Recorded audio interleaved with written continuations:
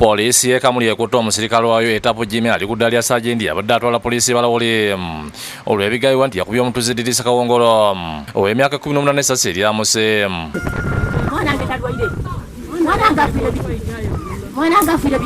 Besaabe kumyedogwire nawulira abakonkona baba wange badaasa bwire okujjayo nga nida nini osowe balawoli kati nga balimweta igulawo kibabalumalire osi yakubeteko olwigi lwaijuka yenjira mu nyumba yakuba amasasa abiri mu nyumba kati bakubya amasasa abiri mu nyumba nawakugumyamu obwana bwani nazo obugairawo obutobuto. Omuwogozi wa polisi Mutundira Busoga North Mekasada ategeeza nti etapu yabadde agenze kukwata omutuuze Badaasa Joseph nga yakubye endulu ezaalisa abatuuze okumudduukirira.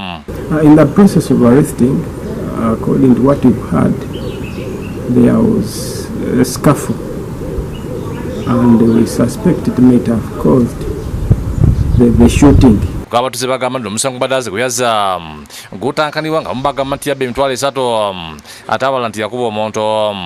Okuyinza okubanda ono omusekala okubaga nti igulawo ono yalobye okuyigula nti igulawo yakati be bamubanda emitwalo 3 tetuyigirire kati nakabamba wange nti igulawo babange yakoba ati ndigulawo nga LC8 oshayidi ogamye omuntu ku kitundu kyange nga litegeire ogamba mbutuufu yakozesa amateeka agatali magi yatwaliza amateeka mu ngalo ekifo kyogema omuntu akozesa mundu nakukuba abantu mubiri. Mu kavuyo kano osi yakubye amasasi abiri mu bbango limu neriwaba nerikwata omugenzi kugulu.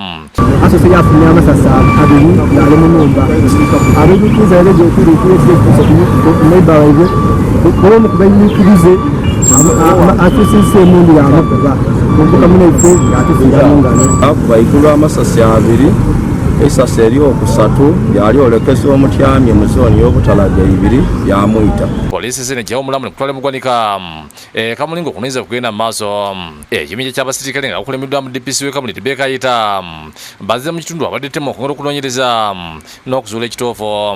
Polisi yeekebeza ekifo abadde ensasage nga yeebadaze ennyumba eyagitaddeko kufulo n'abulawo.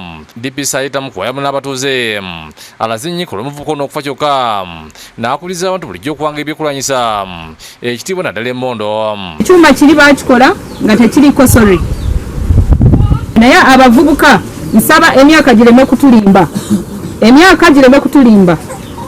ekintu kikola nga tuli bangi naye ate bwe kikomawo tukikomawo ng'olyo omuweka. George Dixon katata omugenzi yagwedde ku ngeri yafunye amuligo okutibwa kwa mutabani we. Bankobe ati omwana bamukubye emundu afuire ate yakaliwoko egaali okujja okuvuera okutuuka eikalanage bakati afuire. Ensonga daife mudigemekana bwala omusibe oyo akolebweku ng'amateeka bwe galagira. Amagadaga tusaba okuyambe n'omutu waife ngalageje omuteera tusaba okuyambe banga tufuire omuntu waife olw'emitwalo 3. Nathan Sengoba yakusakidde eggulu ku Abakadde TV.